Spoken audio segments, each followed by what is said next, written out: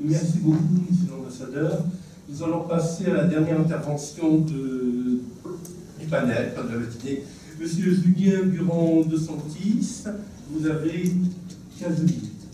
Merci Monsieur Ferrier. Bon, je vais essayer de ne pas être trop intimidé par les deux intervenants prestigieux qui viennent de passer. Moi, je vais essayer de partager ma plus modeste expérience de doctorant et de chercheur sur donc l'évolution de la coopération stratégique franco-marocaine. Et donc, question posée, partenaire ou concurrent diplomatique en Afrique.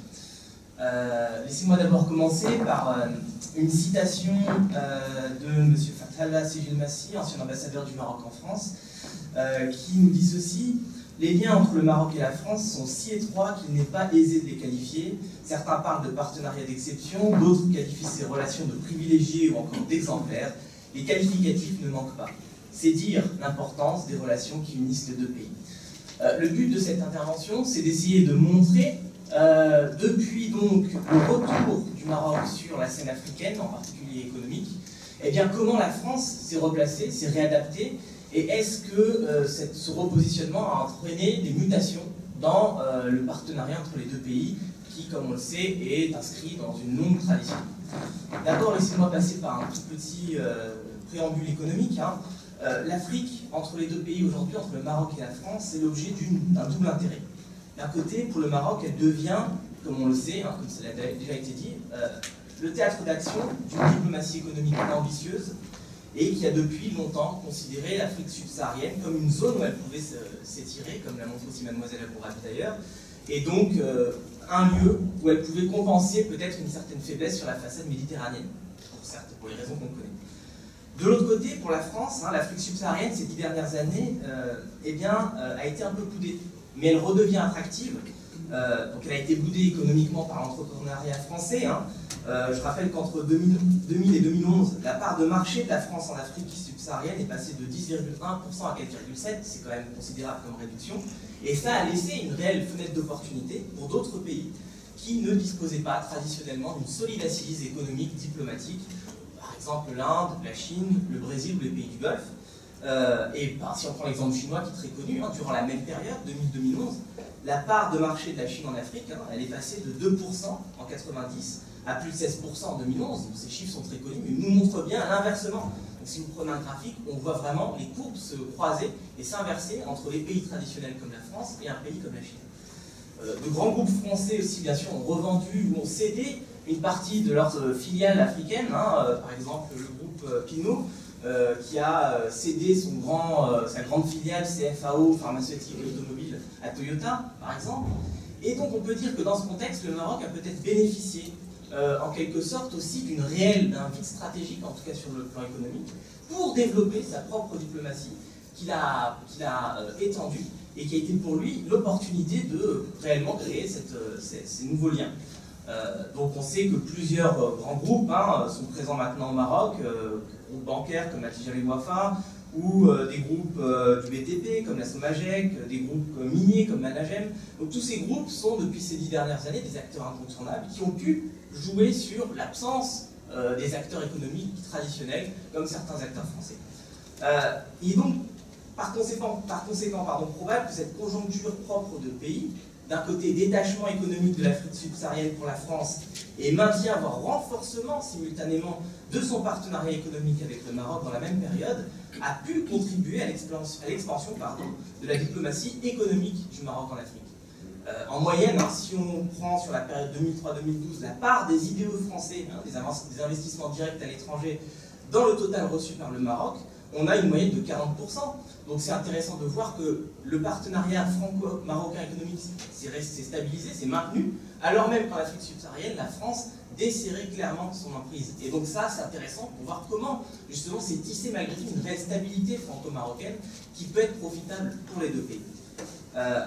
Donc, quelles sont les conséquences, finalement, de cette mutation sur le cadre de représentation stratégique de la France pour la présence française en Afrique, l'évolution du cadre de représentation stratégique du Maroc pour la présence française en Afrique. Alors, d'abord un petit passage sur le cadre général et traditionnel de cette représentation que joue le rôle du Maroc pour la France. Bon, lorsqu'on s'interroge sur la possible existence d'une stratégie française en Afrique, beaucoup, et ça, dans les entretiens que j'ai pu mener, souvent le disent, beaucoup se disent, mais est-ce qu'il y a vraiment une stratégie française en Afrique? Est-ce qu'elle existe? Est-ce qu'elle a été posée? Alors, il est vrai que d'un côté, l'Afrique est peut-être le continent, et c'est là où j'insiste sur cet aspect, peut-être le continent qui entretient pour la France l'une des plus longues histoires stratégiques. En revanche, cette stratégie n'obéit peut-être pas à une règle prédéterminée ou à des lois d'airain, mais elle est véritablement un art, c'est-à-dire une longue pratique d'expérience au sens où Machiavel parlait d'un art de la guerre. C'est-à-dire que ce n'est pas une science, c'est un art qui se fait d'erreurs, qui se construit dans la difficulté, mais qui s'est transmis petit à petit. Alors, ce qui serait intéressant de voir, c'est que pendant longtemps, la France exerçait son influence, par exemple militaire, en Afrique ou diplomatique, via les fameux accords de défense et de coopération. Ils impliquaient des relations bilatérales fortes. Ils ont été aussi fortement critiqués. De plus en plus, les Français et le gouvernement ont remis en question cette logique-là. On parle maintenant de plus en plus de partenariats avec les pays africains. Si on lit le rapport parlementaire sur l'Afrique de 2013, très bon rapport qui a vraiment exploré à fond ces données-là, on insiste sur la dimension du partenariat pour rompre avec la logique de coopération de défense. Quel est le but de ce type de positionnement? Premièrement, rompre avec le passé d'une politique française en Afrique perçue comme inégalitaire. Et puis deuxièmement, peut-être prendre acte de l'émergence africaine avec des pays de plus en plus soucieux de cultiver leur propre ligne stratégique et diplomatique. Donc convertir cette relation dans une logique beaucoup plus égalitaire. Et ça, c'est aussi le message que cherche à faire passer le gouvernement français et ses acteurs en Afrique. On peut dire aussi que la stratégie française, dans son cadre de représentation, s'inscrit dans une logique d'interdépendance, traditionnellement, et également dans une représentation existentialiste. Elle a besoin de l'Afrique depuis longtemps. L'Afrique est son terrain, aussi bien diplomatique, aussi bien militaire, et aussi bien dans sa posture d'acteur international. La fameuse citation d'Alain Juppé qui nous rappelle cette position en 1993, « Faire le deuil du continent africain équivaudrait à se résigner au statut de puissance moyenne ». Ça fonctionne toujours. La France a besoin encore aujourd'hui de l'Afrique, et en particulier aussi du Maroc, pour redevenir présente et retravailler sa présence. Et donc, cette idée était quelque peu oubliée dans la stratégie française ces dernières années, parce que, par exemple, le livre blanc de 2008 dessinait un arc de crise essentiellement orienté de l'ouest vers l'est et moins vers l'Afrique. En gros, de la Guinée, mais en passant jusqu'à l'Afghanistan et non pas en descendant vers les pays plus importants. Or, les événements qui se sont produits en Libye, au Mali, en Centrafrique, rappellent que la France a besoin de retravailler sur cette logique de présence française en Afrique. Alors, quel est le cadre de représentation maintenant traditionnel du Maroc pour la stratégie française plus précisément? L'idée principale, c'est que c'est peut-être l'un des pays africains dont les relations bilatérales, en particulier économiques, avec la France sont traditionnellement les plus fortes et les plus soigneusement entretenues sur le continent. Quels sont les principes premiers? Premièrement, peut-être le rôle de profondeur stratégique que donne le Maroc pour la France. Ça, c'est très connu. La France trouve dans le Maroc aussi une plateforme médiatrice où les liens historiquement stables entre les deux pays permettent d'entretenir la cohérence et la permanence d'une présence française outre le Sahara. L'héritage du royaume chérifien, bien sûr, constitue un intérêt aussi pour la France, puisque par les multiples liens d'allégeance et les multiples liens culturels et religieux, la France aussi peut jouer sur cette présence-là en renforçant ses coopérations.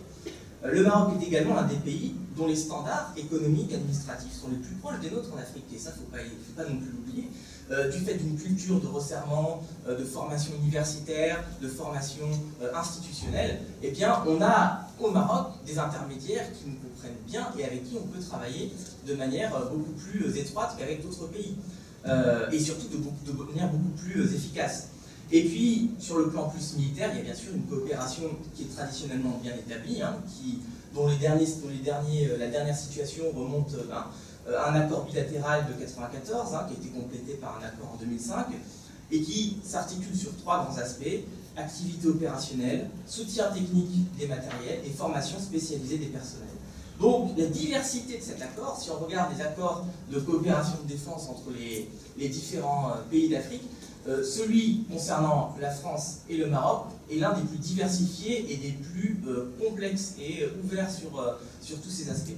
Alors ça donne quoi dans les faits? Bien sûr, par exemple, des exemples, des manœuvres militaires communes, comme les manœuvres Chebec qui viennent de se terminer, juste là en septembre, avec des exercices annuels liés à la gestion des trafics maritimes illégaux, les différentes situations de crise possibles, la surveillance et la sécurité des espaces maritimes, ou les manœuvres Tafilanet avec les exercices biannuels aéroterrestres, qui, je le souligne au passage, sont importants pour les Français parce que, surtout sur le plan aérien, le Maroc est l'une des seules zones où des exercices à balles réelles peuvent s'effectuer au niveau aérien. Et ça, si c'est un détail technique, c'est très important pour l'entraînement. Et donc, c'est un des rares pays qui permet cette possibilité-là, qui autorise cette chose-là. Donc ça, c'est quand même quelque chose d'assez important.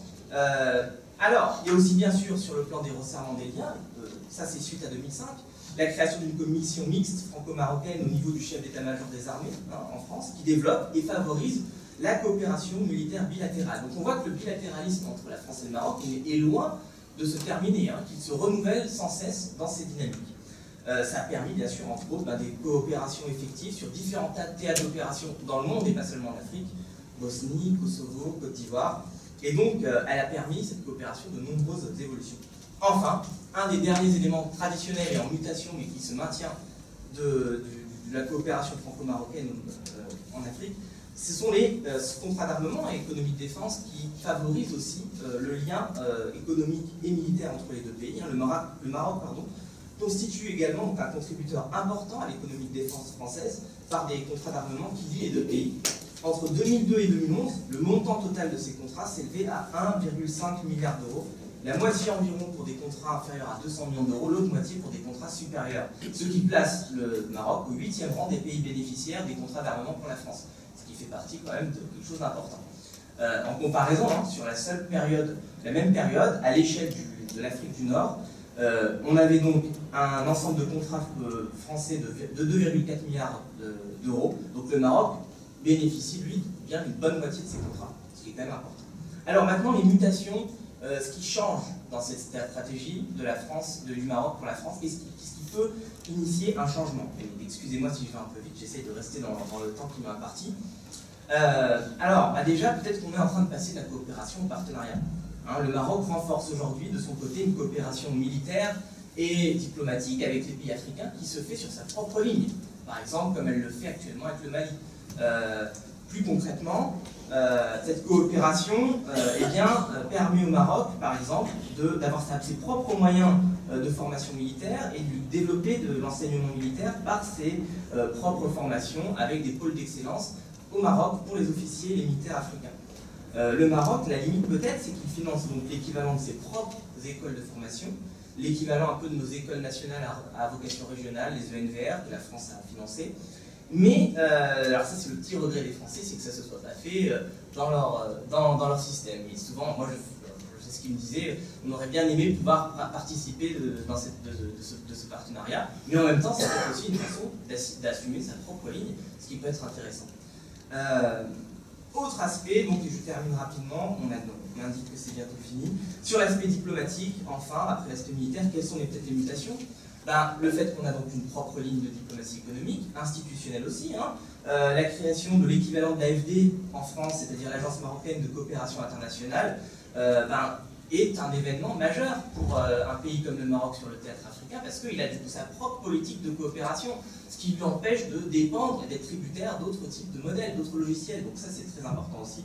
Et enfin, je pense que la diplomatie économique marocaine, son expansion, a permis la démultiplication des acteurs diplomatiques.